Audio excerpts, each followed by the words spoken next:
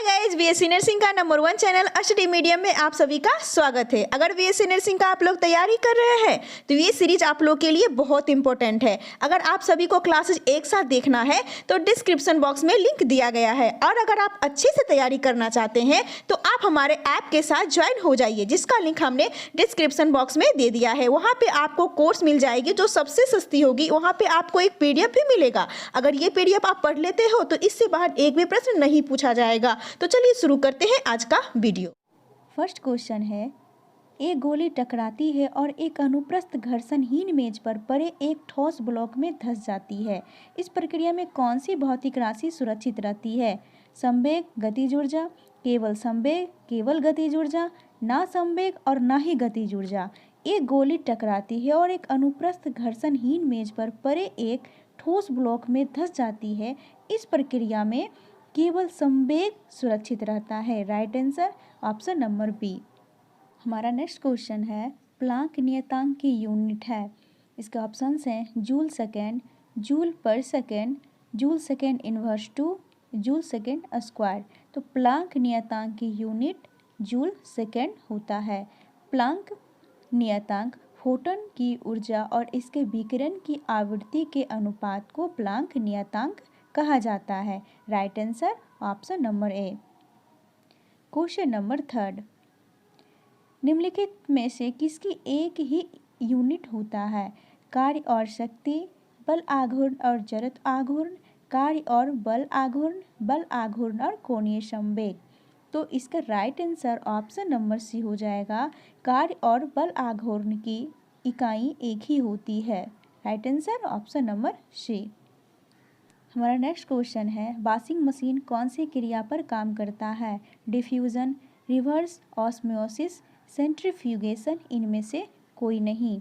तो washing machine centrifugation की क्रिया पर काम करता है। Right answer option number C. Next question है, एक तूफान में कुछ घरों की छतें उड़ जाती है, यह किसके अनुसार है? जड़ता का नियम, बर्नौली का सिद्धांत, आर्किमिडीज का सिद्धांत, पास्कल का नियम।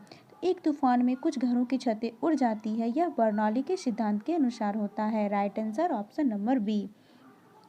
क्वेश्चन नंबर 6 है, पृष्ठ तनाव की इकाई होती है न्यूटन प्रति मीटर स्क्वायर, न्यूटन प्रति मीटर क्यूब, न्यूटन मीटर या न्यूटन प्रति मीटर। तो पृष्ठ तनाव की इकाई न्यूटन प्रति मीटर होता है। Right answer option number D. Question number 7 है, जब किसी पिंड को किसी द्रव में पूर्णतः अंशतः डुबाया जाता है तो एक ऊर्ध्वाधर बल का अनुभव है जो कि उसके द्वारा प्रतिस्थापित किए गए द्रव के भार के बराबर होता है। यह सिद्धांत कहलाता है। इसका ऑप्शंस है न्यूटन का गति नियम, आर्किमिडीज का सिद्धांत, गुरुत्वाकर्षण का नियम, जल का सिद्धांत। तो जब किसी पिंड को किसी द्रव में पूर्णतः अथवा आंशिक डुबाया जाता है तो एक ऊर्ध्वाधर बल का अनुभव होता है जो कि उसके द्वारा प्रतिस्थापित किए गए द्रव के भार के बराबर होता है। यह आर्किमिडीज का सिद्धांत है। Right answer option number B. Question number 8, Archimedes के सिद्धांत के अनुसार किसी पिंड को किसी द्रव में डुबाए जाने पर उसके भार में होने वाली कमी निर्भर करती है। इसके ऑप्शंस हैं पिंड के भार पर, पिंड के घनत्व पर, विस्थापित द्रव के भार पर, इनमें से कोई नहीं। तो आर्किमिडीज के सिद्धांत के अनुसार किसी पिंड को किसी द्रव में डुबाए जाने पर उसके भार में कमी निर्भर करती है विस्थापित द्रव के भार पर। Right answer option number C. Next question है, जब एक घनीय बर्फखंड 10 छोटे छोटे घनों में छिन्न हो जाता है तो उसका तल क्षेत्र घटेगा, अपरिवर्तित रहेगा, बढ़ेगा, इनमें से कोई नहीं। जब एक घनीय बर्फखंड 10 छोटे छोटे घनों में छिन्न हो जाता है तो उसका तल क्षेत्र बढ़ेगा। Right answer option number C. चलते हैं नेक्स्ट क्वेश्चन की ओर। वॉशिंग मशीन की कार्य प्रणाली निम्नलिखित सिद्धांत पर आधारित है: अपकेंद्रण, अपवहन, विलोम प्रासरण, विसरण। तो वॉशिंग मशीन की कार्य प्रणाली अपकेंद्रण सिद्धांत पर आधारित है। Right answer option number A. Question number 11, किसी पिंड के उस गुणधर्म को क्या कहते हैं जिससे वह सीधी रेखा में विराम या एक समान गति की स्थिति में किसी परिवर्तन का प्रतिरोध करती है? इसका ऑप्शन है गतिहीनता, न्यूटन, कुल भार, इनमें से कोई नहीं। तो वह गुणधर्म न्यूटन कहलाता है। Right answer option number B, जिससे वह सीधी रेखा में विराम या एक समान गति की स्थिति में किसी परिवर्तन का प्रतिरोध करती है। Right answer option number B. चलते हैं नेक्स्ट क्वेश्चन की ओर। आकर्षण व्युत्क्रम वर्ग बल के लिए कक्ष का आकार होगा दीर्घवृत्तीय, परवलयाकार, अति परवलयाकार, इनमें से सभी। तो आकर्षण व्युत्क्रम वर्ग के लिए इसका आकार दीर्घवृत्तीय, परवलयाकार, अति परवलयाकार। So correct answer option number D, इनमें से सभी। क्वेश्चन नंबर 13, एक पूर्ण दोलन के दौरान एक सरल लोलक के सूत्र द्वारा किया गया कार्य इसके तुल्य है।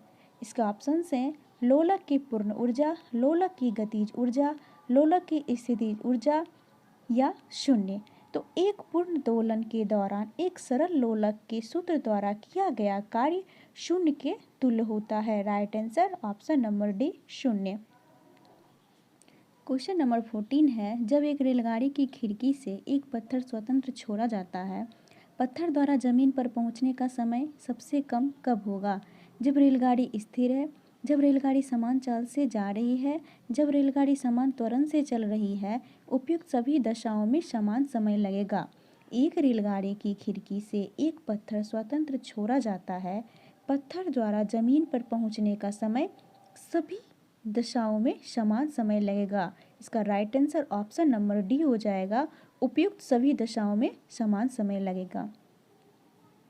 क्वेश्चन नंबर 15, पृथ्वी तल से पलायन वेग का मान 7.92 किलोमीटर पर सेकेंड, 2.38 किलोमीटर पर सेकेंड, 11.2 मीटर पर सेकेंड, 11.2 किलोमीटर पर सेकेंड। तो पृथ्वी तल से पलायन वेग का मान 11.2 किलोमीटर पर सेकेंड होगा। Right answer option D.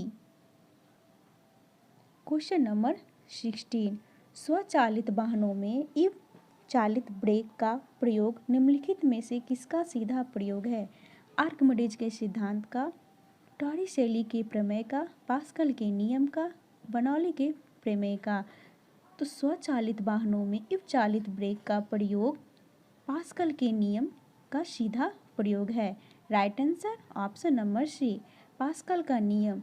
जब किसी बंद पात्र में रखे द्रव के किसी एक भाग पर संतुलन अवस्था में दाब लगाया जाता है तो बिना क्षय हुए संपूर्ण द्रव का सभी दिशाओं में समान रूप से संचालित हो जाता है। इसे ही पास्कल का नियम कहते हैं। Right answer option number C. चलते हैं नेक्स्ट क्वेश्चन की ओर। क्वेश्चन नंबर 17 है, किसी पाइपलाइन के केंद्र पर स्थित किसी कण का वेग होगा अधिकतम, न्यूनतम, शून्य या इनमें से कोई नहीं। किसी पाइपलाइन के केंद्र पर स्थित किसी कण का वेग अधिकतम होगा। Right answer option number A.